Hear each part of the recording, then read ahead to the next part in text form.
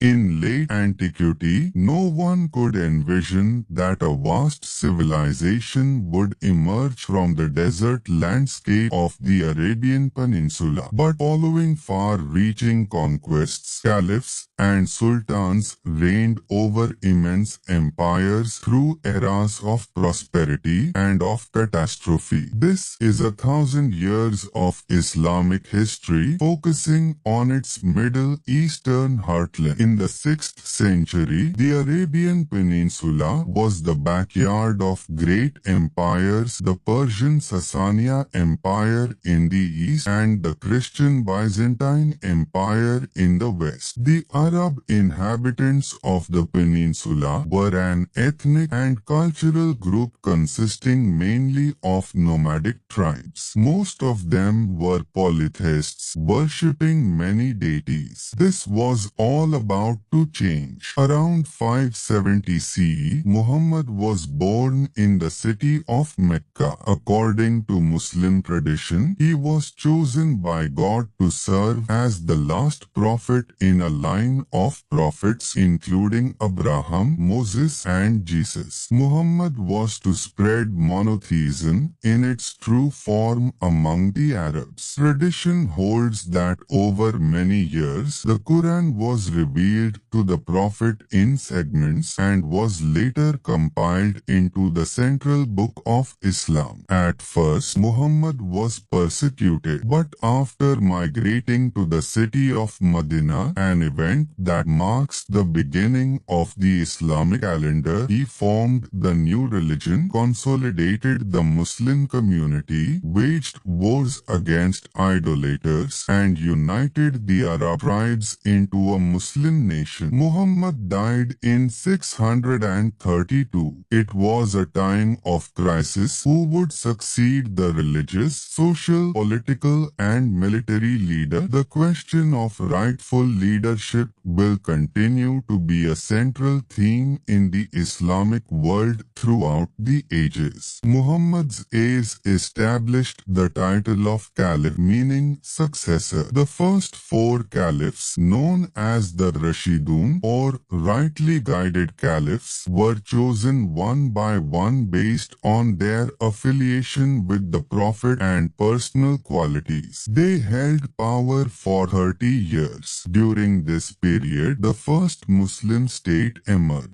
With institutions, taxes and bureaucracy, the caliphs conducted military campaigns and in a rapid, colossal process expanded the caliphate from Iran to North Africa. The Byzantine Empire lost many territories and the Sasanian Empire collapsed. Muslim tradition considers the Rashidun period as the glory days of Islam. However, it was characterized by acute internal tensions and three of the four caliphs were assassinated. In particular, tension mounted around the supporters of Ali ibn Abi Talib, Muhammad's cousin and son-in-law. This group, that came to be known as Shias, claimed that Muhammad had appointed Ali as his successor and therefore he and his descendants were the only legitimate rulers. On the other hand, their opponents, who would later be called Sunnis, did not recognize this appointment. In time, the political divide will become the biggest religious rift in Islam. In 661, the Umayyads, an Arab family that settled in Syria, came to power and ruled for 90 years. The Islamic capital moved from the Arabian Peninsula to Damascus. The new authority brought with it a new political system, a dynasty, where the position of caliph is passed down from father to son. The Umayyad dynasty led the second wave of conquests, establishing an empire that stretched from Central Asia to the Iberian Peninsula. The Muslim defeat to Frankish forces in the Battle of Tours marked the end of Muslim expansion in the West, preventing the Islamization of Western Europe. The Caliph Abd al-Malik strove to centralize power in Damascus, strengthened the Arab identity of the empire, bolstered its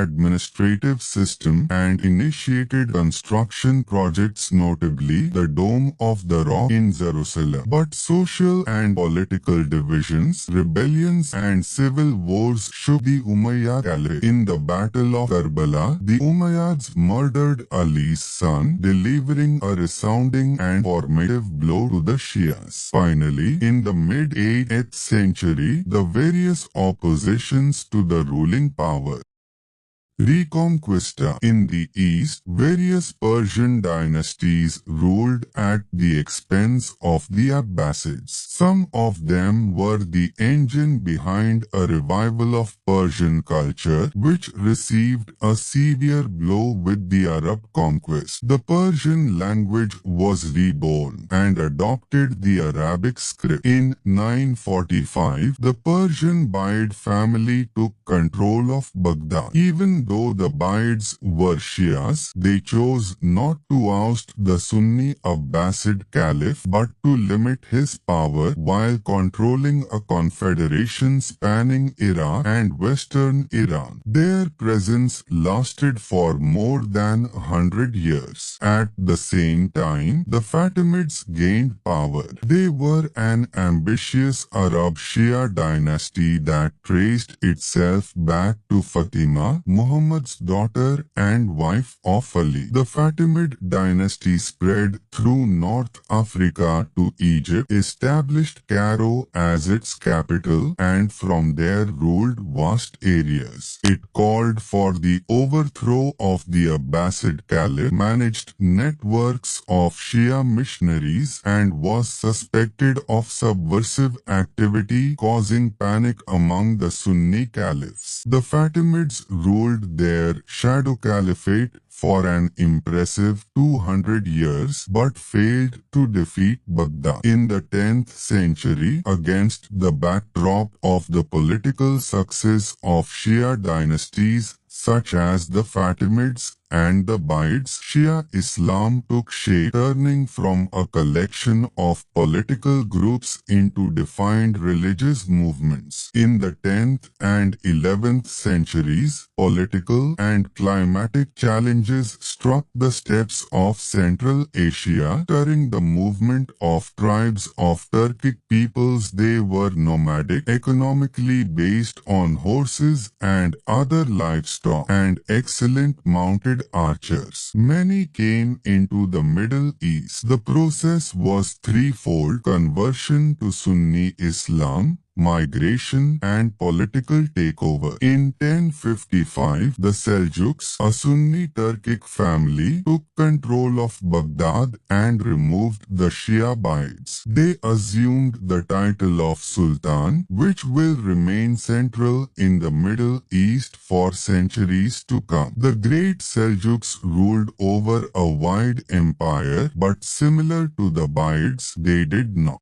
organized into a military force that brutally massacred the Umayyad family. In 750, out of the chaos, the Abbasid dynasty rose to power. They were a Sunni Arab family that took pride in its lineage to Abbas, Muhammad's uncle. The period of upheaval had come to an end. The leadership of the Abbasid caliphs lasted for more than 500 years.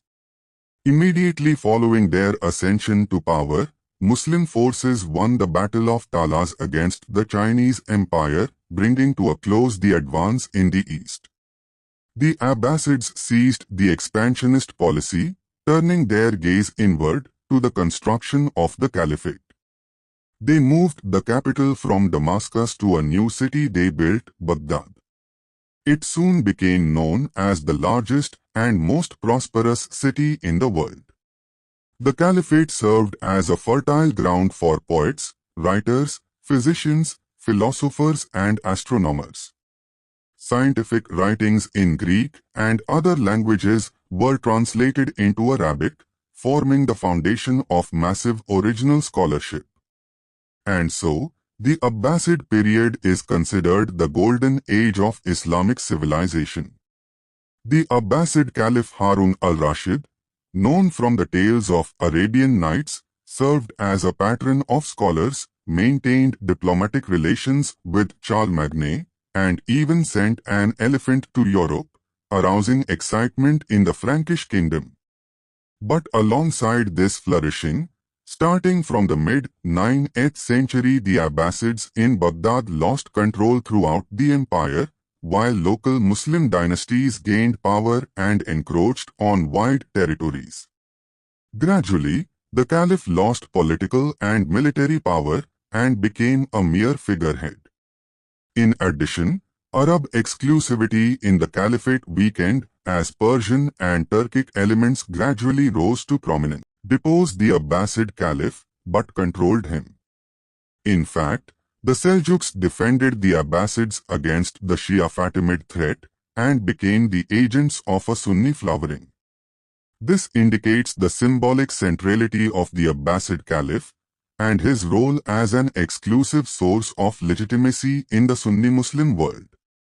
In 1071, at the Battle of Manzikert, the Seljuk Sultan defeated the Byzantine Emperor.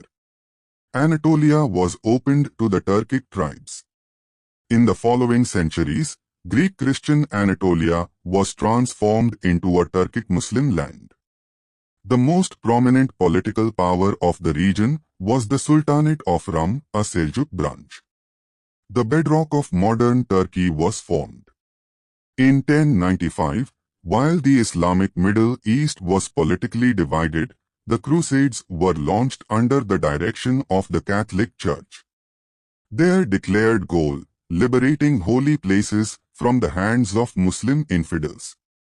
European forces occupied Jerusalem and established several states on the shores of the Mediterranean Sea. Crusader presence in the Middle East lasted for 200 years. During this period, Muslims tended to see their new neighbors as representatives of an unadvanced civilization, with a culture inferior to their own. In the 12th century, Saladin, a member of a Sunni Kurdish family, rose to prominence. He was a charismatic leader who eliminated the Shia Fatimid rule and founded the Ayyubid dynasty that ruled Egypt and Syria. Saladin fought the Crusaders, defeated them in the Battle of Hattin in 1187, and freed Jerusalem from Christian hands. The blow to the Crusaders was severe, but not decisive in the long term. They would survive for another 100 years. Meanwhile, the Seljuk state collapsed, allowing the formation of a new regional power, the Turkic Khwarajmiya Empire. Formerly a vassal of the Seljuks, the Khwarajmiya state controlled Iran and part of Central Asia. The 13th century marks a watershed in Islamic and world history. Far away in the steppes north of China, Genghis Khan was proclaimed ruler of all Mongols, a group of nomadic tribes with a shamanic religion, legendary as mounted archers, like the Turks to their west. Within a few decades, under Genghis Khan and his descendants, the Mongol Empire expanded to become the largest contiguous land empire in human history. It was seen as invincible and merciless. In an ill-advised move, the Muslim rulers of the Khwarajmiya Empire executed Mongol merchants. The ensuing bloodbath brought the end of the empire. By the mid-13th century, the Mongols ruled Iran, the Caucasus, and most of Anatolia. The Mongol ruler Hulgu Khan, Genghis Khan's grandson, demanded that the Abbasid Caliph surrender.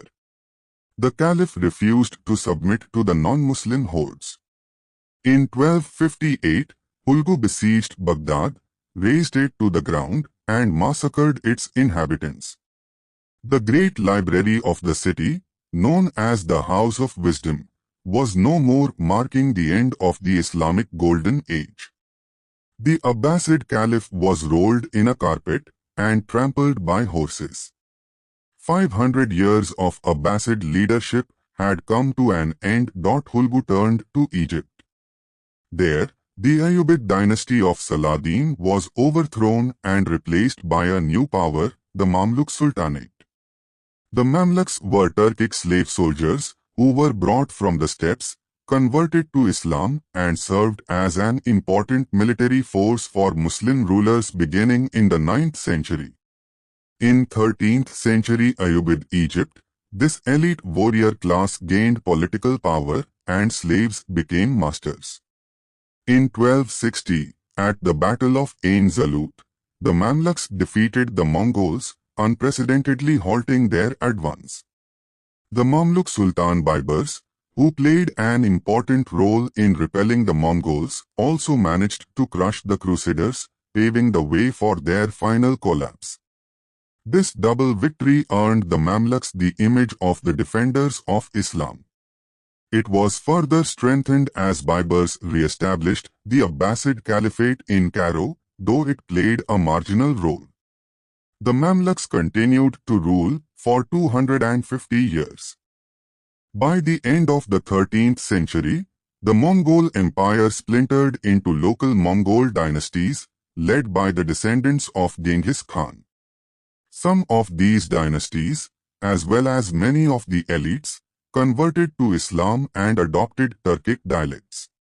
This was the case with the Ilkhanid dynasty, descendants of Hulgu, who ruled from Anatolia to Iran. The Ilkhanids proved that the Mongols were not only brutal conquerors, but agents of economic, cultural and intellectual prosperity. The Ilkhanate collapsed in the 14th century and was replaced by an empire created by the cruel Turco-Mongol conqueror Timur. The Timurids proved yet again that brutality and cultural flourishing are not mutually exclusive. The empire survived in some form until the end of the 15th century. At the same time, a new power grew in the west. Around 1300, a man named Usman emerged as the leader of a small Turkic Muslim principality in Anatolia. Usman and his descendants fought the Byzantine Empire and conquered territories in Anatolia and the Balkans, creating the Ottoman Empire. In 1453, it conquered Constantinople, in a move that ended 1,000 years of Byzantine rule, and is sometimes considered to mark the end of the Middle Ages. Constantinople, later Istanbul, became the new Turkish capital. The Ottoman Sultan Selim the Grim tripled the size of the empire, making use of newly invented gunpowder technologies. In 1517, he captured Cairo and executed the last Mamluk Sultan. Terminating the Abbasid Caliphate of Cairo, Selim declared himself Caliph, the new leader of Sunni Islam. The Ottoman Empire spread over vast territories in the Middle East, North Africa, and southeastern Europe. In the 16th century, two empires formed to its east, the Shia Safavid Empire, which is considered the foundation of modern Iran, and the Mughal Empire that ruled India. These three Islamic powers, known as the Gunpowder Empires, were strong and stable in the early modern period. The Ottoman Empire, the last caliphate in the history of Islam, survived for 600 years and fell only in the 20th century following the First